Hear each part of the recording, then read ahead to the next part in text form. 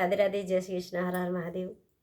Babita baby आप लोगों के बीच एक बहुत ही प्यारी सी गीत लेकर आई है और चरण स्पर्श करती हुई आप लोगों से निवेदन करती है कि प्यार दुलार आशीर्वाद बनाए रखिएगा।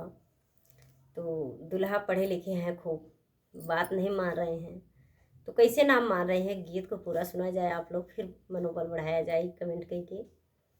गीत अच्छी लगी तो मनोबल जरूर बढ़ेगा, निवेदन है आप लोगों से। गीत का भाव है कि खूब पढ़े लिखे हैं सैया जी, पर एक बात नहीं मानते हैं और घर पे लाए हैं तो कलेश ही कलेश में डुबोए हैं, अपने परदेश छाए हैं। तो अब ऐसे नहीं पता चलेगा, गीत के माध्यम से आप लोग सुना जाए। ये मैं भी कैले साजनवा सखी हो, मान न कहनवा। ये मैं भी कैले साजनवा सखी, नाय मानई कहनवा। ये मैं भी कैले साजनवा सखी, नाय मानई कहनवा। लाई घर अपने छावे परदेश हो, लाई घरे अपने छावे परदेश हो।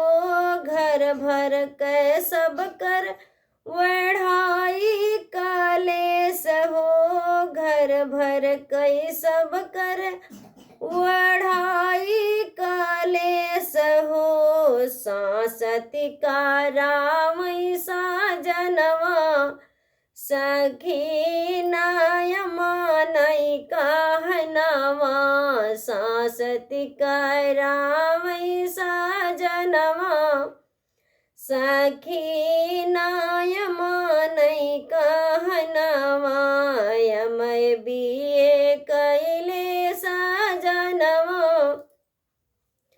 सखी, नाय मानई कहनवा।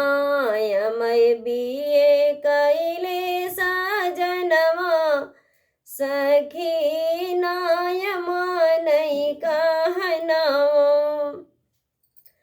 कवनो सामान जब पिया से मांगी, कवनो सामान जब पिया से मांगी। अनसुना कह देल मनवा से त्यागी, अनसुना कह देल मनवा से त्यागी।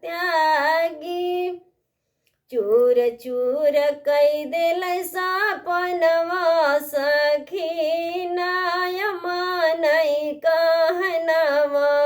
चूर चूर कई दिल सपनवा सखी, नाय मानई कहनवा। मैं बीए कैले साजनवा सखी, नाय मानई कहनवा। मैं बीए कैले साजनवा सखी, नाय मानई कहनवा।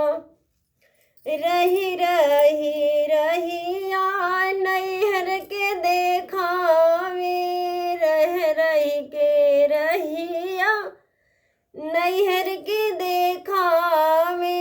सखी हो मोर सांसतिया करावे, दिनवा दुर्लभ बनावे। सखी नाय मान कहनवा, कठिन दिनवा देखावे। सखी नाय मान कहनवा। मैं बीए कैले साजनवा सखी, नाय मानई कहनवा। मैं बीए कैले साजनवा सखी, नाय मानई कहनवा। मैं बीए कैले साजनवा सखी